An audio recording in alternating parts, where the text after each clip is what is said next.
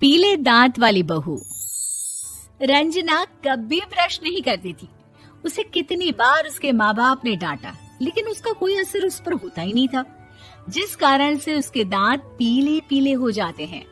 शादी के बाद अरे बहू, वैसे तो तुझ में कोई कमी नहीं है, पर तेरे दांत इतने पीले कैसे हैं बेटा?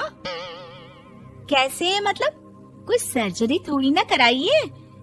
वो तो क्या है ना, मैं ब्रश नहीं करती थी तो पीले हो गए। अब क्या करूं? आप कहें तो लाल करवा लूं या फिर काले? यार ये क्या है, क्यों माँ से लड़ रही हो? लड़ रही हूँ? अरे मैं लड़ रही हूँ या ये बोल रही है कि दांत पीले हैं, पीले। अरे तपस्या थोड़ी ना की है इन्हें पीले करने के लिए। बकायदा ब्रश नहीं किया है 20 साल तक, तब जाकर। छी, कैसी बात कर रही हो? ये उस वक्त तो पीले नहीं थे जब हम लोग तुम्हें देखने आए थे। अरे तब साफ करवा लिया होगा डेंटिस्ट के पास जाकर। अब देखो कैसे पीले पीले लग रहे हैं। रंजना सास की तरफ गुस्से से देखती है। फिर शुरू हो गई पीले पीले पीले। अरे पीले तो तब भी थे जब मेरे हाथ का रसगुल्ला उड़ा उड़ा कर खा रही थी और बोल रही थी, लड़की नहीं गुणों का खजाना दे रहे भाई साहब आप। खैर, अब वो लोग करते भी तो क्या करते, पीले दांत वाली बहू पल्ले पड़ी थी तो झेलना तो था ही। एक दिन कीर्तन में रंजना गाना गा रही थी। अरे कमला बहन, माँ का द्वार है, यहाँ तो सब शुद्ध होकर आते हैं, फिर अपनी बहू को ब्रश भी नहीं करवाती तुम। दूर से पीले पीले दांत भक्ति में बाधा उत्पन्न कर रहे हैं।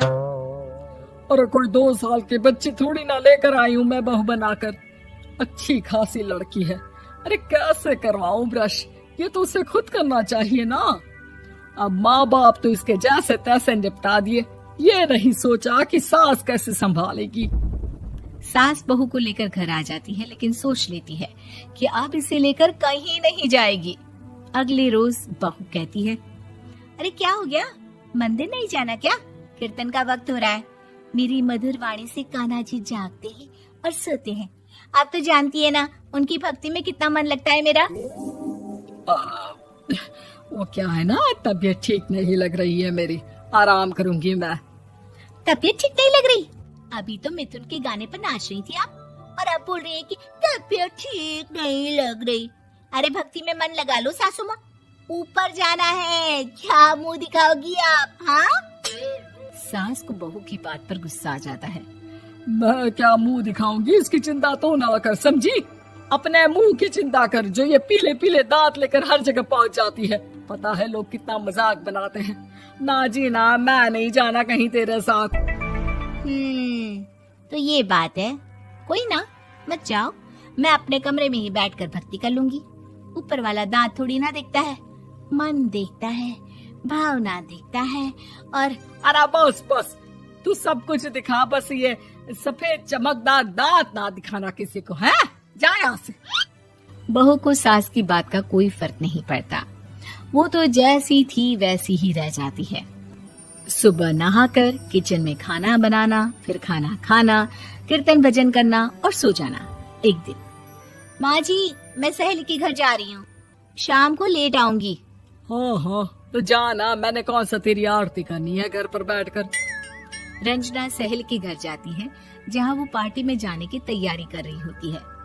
अरे शिखा, कहाँ जाने की तैयारी कर रही है? मैं गलत वक्त पर आ गई क्या? अरे नहीं यार, उल्टा सही वक्त पर आ गया। मैंने ये साड़ी और ज्वेलरी निकाली है यार, शाम को इनके ऑफिस की एक पार्टी में जाना है। बताना कैसा लग रहा है ये सब? नहीं यार, इस ड्रेस के साथ तो वो वाली ज्वेलरी अच्छी लगेगी। हाँ हाँ सही बोल रही है, मैंने ध्यान ही नहीं दिया। वैसे तो हमेशा से मस्त फैशन सेंस रखती है। तो बड़ा जाती होगी ना पति के साथ पार्टी में। रंजना कुछ नहीं बोलती, बस सोचती है कि यार काश ये बात सही हो जाती, पर मैं क्यों नहीं जाती पार्टी में? क्या इन लोगों की कोई पार्टी होती नहीं होगी? रंजना घर आती है और रात में पति से सवाल करती है, एक बात बताइए, आप मुझे किसी पार्टी में क्यों नहीं ले जाते?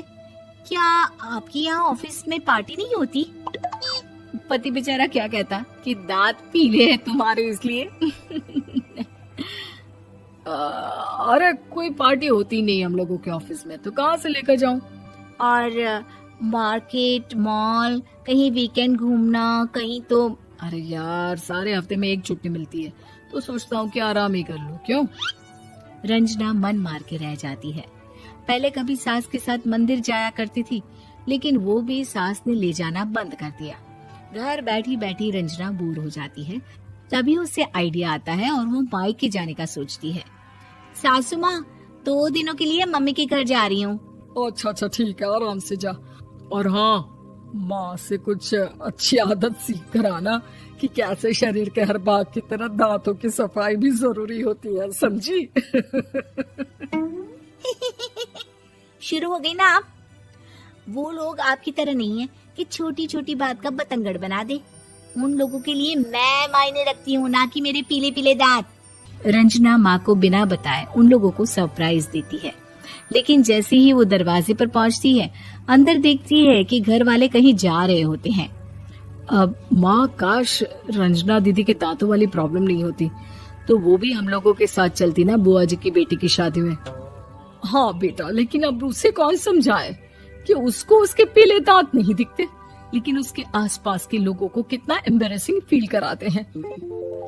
मुझे तो कितनी बार उसके स्कूल की टीचर ने शिकायत की कि उसके साथ कोई लड़की बैठना भी नहीं चाहती, और ना ही कॉलेज में कोई उससे बात करना चाहता था। लेकिन पता नहीं क्यों उसे ये बात समझ में ही नहीं आती। कोई कमी नहीं है उस लड़की में, बस यही कि दांत पीले हैं। वो तो भला हो जीजा जी और उनकी माँ का, जो दीदी को जैसी है वैसे ही रखा हुआ है। रंजना को अपने घर वालों की बात सुनकर बहुत दुख होता है। वो सोचती है कि वो क्या करे, लेकिन फिर वो सीधा डेंटिस्ट के पास जाती है, अपने दांत चमकाती है और कसम खाती है कि वो रोज ब्रश करेगी। अरे क्या हो गया? तुम तो 2 दिनों के लिए गई थी ना, पर कोई ना, अच्छा है, चलो आ गई तो। रंजना सास के सामने आकर खड़ी हो जाती है और पूरी स्माइल करती है, उसके चमकदार दांतों को दिखाती हुई। हैं?